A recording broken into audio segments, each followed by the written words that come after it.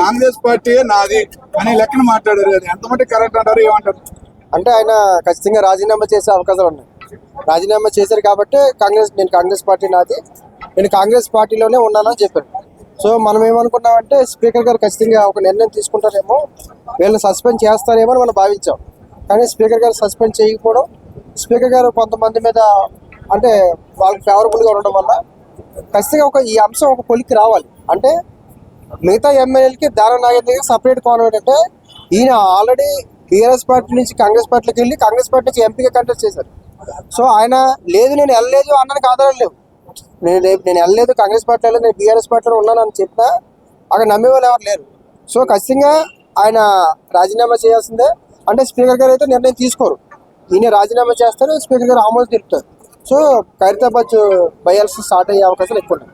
ఎందుకంటే అప్పుడు కూడా చెప్పారు, సర్పంచ్ ఎలక్షన్స్ ముగిసిన తర్వాత ఇది ఒక కొలిక్కి వస్తుందని చెప్పాను మీకు. అంటే ఈ గ్రాఫ్ని అటు షిఫ్ట్ చేస్తారన్నమాట.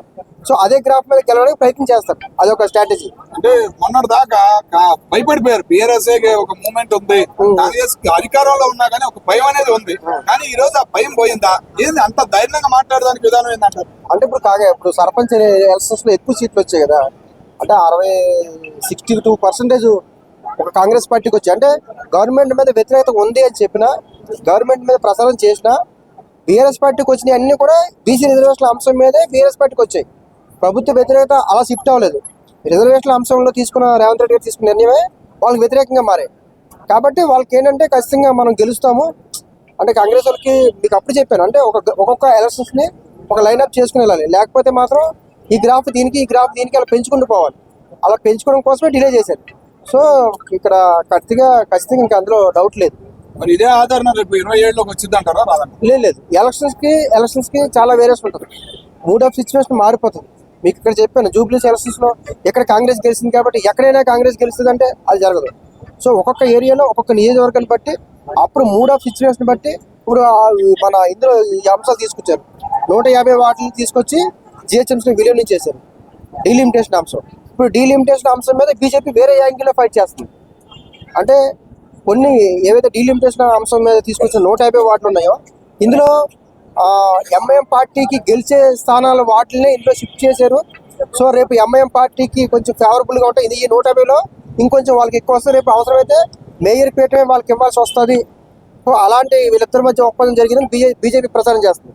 అలా చేస్తే హిందూ ఓట్స్ అంతా కూడా అటు బీజేపీకి ఇటు బీఆర్ఎస్కి షిఫ్ట్ అవుతుంది. అప్పుడు ఇంత గ్రాఫ్ మైనస్ అవుతుంది అనమాట.